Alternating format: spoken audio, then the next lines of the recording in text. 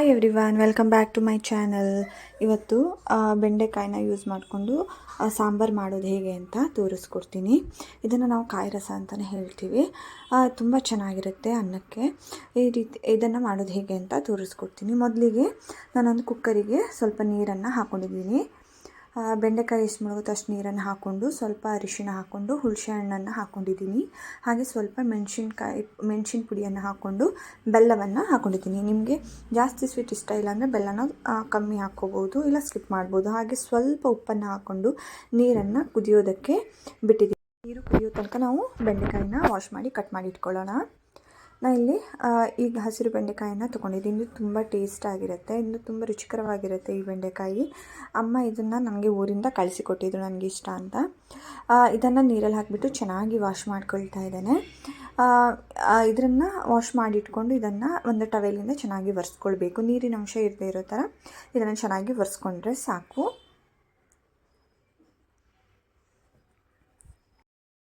ಆಗ ಎಲ್ಲ ಬೆಂಡೆಕಾಯಿಗಳು ಒರೆಸ್ಕೊಂಡಾಗಿದೆ. ನೋಡಿ ಎಷ್ಟು ಡ್ರೈ ಆಗಿದೆ ಅಂತ. ಇವಾಗ ಇದನ್ನು ಕಟ್ ಮಾಡ್ಕೊಳ್ಳೋಣ. ಇದ್ರ ಜೊತೆಗೆ ನಾನು ಸ್ವಲ್ಪ ಇಲ್ಲಿ ಕರಿಬೇವು ಸೊಪ್ಪನ್ನು ತೊಗೊಂಡಿದ್ದೀನಿ, 2 ಮೆಣಸಿನ್ಕಾಯಿಯನ್ನು ತೊಗೊಂಡಿದ್ದೀನಿ. ನಿಮಗೆ ಸ್ವಲ್ಪ ಖಾರ ಜಾಸ್ತಿ ಬೇಕಂದರೆ ನೀವು 3ರಿಂದ 4 ಹಸಿಮೆಣಸಿನ್ಕಾಯಿಯನ್ನು ನೀವು ಹಾಕ್ಕೊಳ್ಬಹುದು. ನಾನಿಲ್ಲಿ 2 ಹಸಿಮೆಣಸಿನ್ಕಾಯಿಯನ್ನು ಹಾಕ್ಕೊಂಡಿದ್ದೀನಿ. ಹಾಗೆ ಸ್ವಲ್ಪ ಕರಿಬೇವು ಸೊಪ್ಪನ್ನು ತೊಗೊಂಡಿದ್ದೀನಿ. ಇವಾಗ ನಾನಿಲ್ಲಿ ಬೆಂಡೆಕಾಯಿಯನ್ನು ಕಟ್ ಮಾಡ್ಕೊಳ್ತಾ ಇದ್ದೇನೆ. ಬೆಂಡೆಕಾಯಿಯನ್ನು ಕಟ್ ಮಾಡ್ಕೊಳ್ಳುವಾಗ ಕಟ್ ಮಾಡಿಕೊಂಡು ಸ್ವಲ್ಪ ನೋಡ್ಕೊಳ್ಳಿ. ಇದರಲ್ಲಿ ಒಂದೊಂದು ಸಲ ಹುಳ ಇರುತ್ತೆ, ಸೊ ಅದರಿಂದ ಎಲ್ಲದನ್ನು ಚೆಕ್ ಮಾಡ್ಕೊಳ್ಳಿ. ಹಾಗೆ ಎಲ್ಲ ಬೆಂಡೆಕಾಯಿನೂ ನೀವು ಈ ರೀತಿ ಕಟ್ ಮಾಡಿ ಸೈಡಿಗೆ ಇಟ್ಕೊಳ್ಳಿ.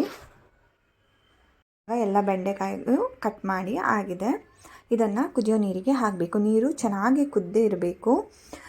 ಸ್ವಲ್ಪ ಬಿಸಿಯಾಗಿದೆ ಬೆಂಡೆಕಾಯನ್ನು ಹಾಕಬಾರ್ದು. ನೀರು ಚೆನ್ನಾಗಿ ಕುದಿ ಬಂದ ಮೇಲೇ ನೀವು ಹಸಿಮೆಣಸಿನ್ಕಾಯಿ ಹಾಗೆ ಕರಿಬೇವು ಸೊಪ್ಪು ಮತ್ತು ಕಟ್ ಮಾಡ್ಕೊಂಡಂಥ ಬೆಂಡೆಕಾಯನ್ನು ಹಾಕ್ಕೊಳ್ಬೇಕು. ಚೆನ್ನಾಗಿ ಕುದಿ ಬಂದ ಮೇಲೇ ನೀವು ಇದನ್ನು ಹಾಕಬೇಕು, ಇಲ್ಲ ಅಂದರೆ ಬೆಂಡೆಕಾಯಿ ಎಲ್ಲ ಮುದ್ದೆ ಥರ ಆಗಿಬಿಡತ್ತೆ. ಸೊ ಅದರಿಂದ ನೀರು ಚೆನ್ನಾಗಿ ಕುದಿ ಬಂದ ಮೇಲೇ ನೀವು ಬೆಂಡೆಕಾಯನ್ನು ನೀವು ಇದಕ್ಕೆ ಹಾಕ್ಕೋಬೇಕು.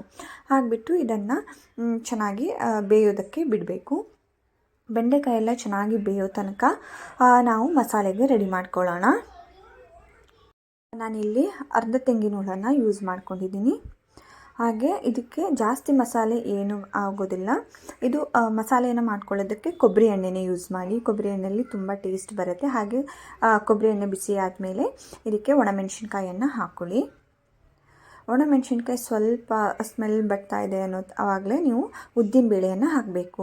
ಉದ್ದಿನಬೇಳೆ ಮತ್ತು ಒಣಮೆಣಸಿನ್ಕಾಯಿ ಮಾತ್ರ ಮಸಾಲೆಗೆ ನಾವು ಈ ಸಾಂಬಾರಿಗೆ ಯೂಸ್ ಮಾಡುವಂಥದ್ದು. ಮತ್ತು ಏನನ್ನು ಸಹ ನಾವಿಲ್ಲಿ ಯೂಸ್ ಮಾಡ್ತಾ ಇಲ್ಲ. ಸೊ ಇದೆಲ್ಲ ಚಿಕ್ಕ ಉರಿಯಲ್ಲೇ ನೀವು ಇದನ್ನು ಫ್ರೈ ಮಾಡ್ಕೊಳ್ಳಿ. ಲೋ ಫ್ಲೇಮಲ್ಲೇ ಎಲ್ಲನ ಫ್ರೈ ಮಾಡ್ಕೊಳ್ಳಿ. ಉದ್ದಿನಬೇಳೆ ಸ್ವಲ್ಪ ಗೋಲ್ಡನ್ ಬ್ರೌನ್ ಕಲರ್ ಬರುತ್ತಲ್ವ, ಅಲ್ಲಿ ತನಕ ನೀವು ಚೆನ್ನಾಗಿ ಫ್ರೈ ಮಾಡ್ಕೊಳ್ಳಿ. ಇವಾಗ ಇದು ಚೆನ್ನಾಗಿ ಫ್ರೈ ಆಗಿದೆ, ನೋಡ್ಬೋದು ಎಷ್ಟು ಚೆನ್ನಾಗಿ ಫ್ರೈ ಆಗಿದೆ ಅಂತ. ನಾನು ಇವಾಗ ಇದನ್ನು ತೆಗೆದು ತೆಂಗಿನಕಾಯಿ ಏನು ತುರ್ಕೊಂಡಿದ್ದೀವೋ ಅದಕ್ಕೆ ಹಾಕ್ಕೊಂಡು ಮಿಕ್ಸ್ ಮಾಡ್ಕೊಳ್ತಾ ಇದ್ದೇನೆ. ಇದನ್ನು ಮಿಕ್ಸಿ ಜಾರಿಗೆ ಹಾಕ್ಕೊಂಡು ಸ್ವಲ್ಪ ನೀರನ್ನು ಹಾಕ್ಕೊಂಡು ನುಣ್ಣಗೆ ರುಬ್ಕೊಳ್ಬೇಕು. ತರಿಯಾಗಿ ರುಬ್ಕೊಳ್ಳೋಕೆ ಹೋಗ್ಬಿಡಿ. ಚೆನ್ನಾಗಿ ನುಣ್ಣಗೆ ಆಗೋ ತನಕನೂ ನೀವು ಇದನ್ನು ರುಬ್ಕೋಬೇಕು. ನಾನು ಇವಾಗ ಮಸಾಲೆಯನ್ನು ರುಬ್ಕೊಂಡು ಬಂದಿದ್ದೀನಿ. ಎಷ್ಟು ನುಣ್ಣಗೆ ರುಬ್ಕೊಂಡಿದ್ದೀನಿ ಅಂತ ನೀವೇ ನೋಡಬಹುದು. ಈ ರುಬ್ಕೊಂಡು ಬಂದಂತಹ ಮಸಾಲೆನ ನಾವು ಬೆಂಡೆಕಾಯಿ ಹೋಳು ಬೆಂದಿದ್ದರೆ ಆವಾಗ ಇದಕ್ಕೆ ಹಾಕ್ಕೊಳ್ಳೋಣ. ಒಂದು ಸಲ ಬೆಂಡೆಕಾಯಿನ ಚೆಕ್ ಮಾಡ್ಕೊಳ್ಳೋಣ. ಇವಾಗ ಬೆಂಡೆಕಾಯಿ ನೋಡಿ ಕುದಿ ಬಂದಿದೆ, ಲೋಳೆ ಏನೂ ಇಲ್ಲ. ಅದಕ್ಕೆ ನಾನು ಹುಣಸೆ ಹಣ್ಣನ್ನ ಸ್ವಲ್ಪ ಜಾಸ್ತಿ ಹಾಕಿದ್ದು, ನೀರು ಸ್ವಲ್ಪ ಜಾಸ್ತಿ ಹಾಕಿ ಹುಣಸೆ ಹಣ್ಣು ಹಾಕಿಬಿಟ್ಟು ಇದೇ ರೀತಿ ಕುದಿ ಬಂದಮೇಲೆ ಹಾಕ್ಕೊಂಡು ಇದೇ ರೀತಿ ಬರುತ್ತೆ ಬೆಂಡೆಕಾಯಿ ಸಾಂಬಾರು. ಇವಾಗ ಇದು ಚೆನ್ನಾಗಿ ಬೆಂದಿದೆ ಸಹ. ಇದಕ್ಕೆ ನಾನು ಇವಾಗ ಮಸಾಲೆಯನ್ನು ಹಾಕ್ಕೊಳ್ತಾ ಇದ್ದೇನೆ. ರುಬ್ಕೊಂಡಂಥ ಮಸಾಲೆ ಹಾಕಿಬಿಟ್ಟು ಮಿಕ್ಸಿ ಜಾರಿಗೆ ಸ್ವಲ್ಪ ನೀರನ್ನು ಸಹ ಹಾಕ್ಕೊಂಡು ನಾನು ಇದಕ್ಕೆ ಹಾಕ್ಕೊಂಡಿದ್ದೀನಿ. ಇದನ್ನು ಚೆನ್ನಾಗಿ ಮಿಕ್ಸ್ ಮಾಡ್ಕೊಳ್ಳಿ. ಇವಾಗ ಇದಕ್ಕೆ ರುಚಿಗೆ ತಕ್ಕಷ್ಟು ಉಪ್ಪನ್ನು ನೀವು ಹಾಕ್ಕೊಳ್ಬೇಕು. ಫಸ್ಟಿಗೆ ಸ್ವಲ್ಪ ಉಪ್ಪನ್ನು ಹಾಕ್ಕೊಂಡಿದ್ವಲ್ಲ, ಇವಾಗ ಸಾಂಬಾರಿಗೆ ಎಷ್ಟು ಬೇಕೋ ಅಷ್ಟು ಉಪ್ಪನ್ನು ನಾನಿಲ್ಲಿ ಹಾಕ್ಕೊಳ್ತಾ ಇದ್ದೇನೆ. ಉಪ್ಪನ್ನು ಹಾಕಿಬಿಟ್ಟು ಒಂದ್ಸಲ ಚೆನ್ನಾಗಿ ಮಿಕ್ಸ್ ಮಾಡ್ಕೊಳ್ಳಿ.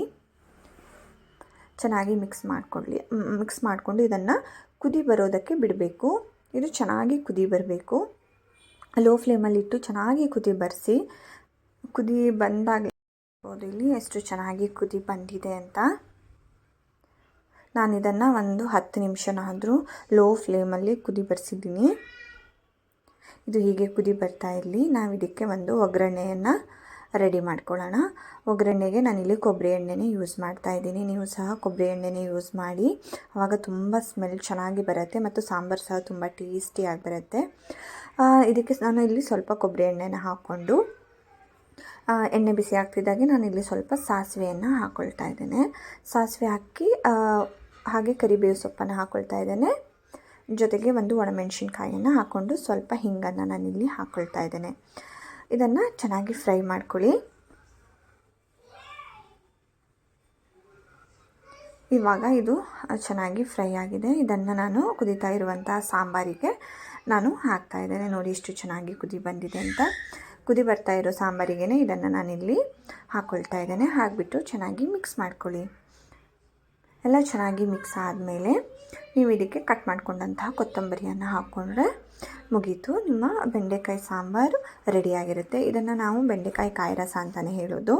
ಇದು ತುಂಬಾ ರುಚಿಯಾಗಿರುತ್ತೆ. ಅನ್ನಕ್ಕಂತೂ ತುಂಬಾ ರುಚಿಕರವಾಗಿರುತ್ತೆ. ನೀವು ಸಹ ಖಂಡಿತ ಈ ರೀತಿ ಒಂದು ಸಲ ಟ್ರೈ ಮಾಡಿ. ತುಂಬಾ ರುಚಿಕರವಾದ, ತುಂಬಾ ಘಮ ಘಮ ಅಂತ ಸ್ಮೆಲ್ ಬರ್ತಾ ಇರುತ್ತೆ. ಸೊ ನೀವು ಸಹ ಖಂಡಿತ ಈ ರೀತಿ ಒಂದು ಸಲ ಟ್ರೈ ಮಾಡಿ. ನೀವು ಸಹ ಟ್ರೈ ಮಾಡಿ ಬಂದು ನನಗೆ ಕಮೆಂಟ್ಸ್ ಮಾಡಿ. ಹಾಗೆ ನೀವು ಯಾವ ಊರಿಂದ ಈ ವಿಡಿಯೋಸ್ನ ನೋಡ್ತಾ ಇದ್ದೀರಿ ಅಂತ ಸಹ ನನಗೆ ಕಮೆಂಟ್ಸ್ ಮಾಡಿ. ನೋಡಿ, ಇವಾಗ ಬೆಂಡೆಕಾಯಿ ಸಾಂಬಾರು ರೆಡಿಯಾಗಿದೆ. Thank you for watching. Please subscribe to my channel.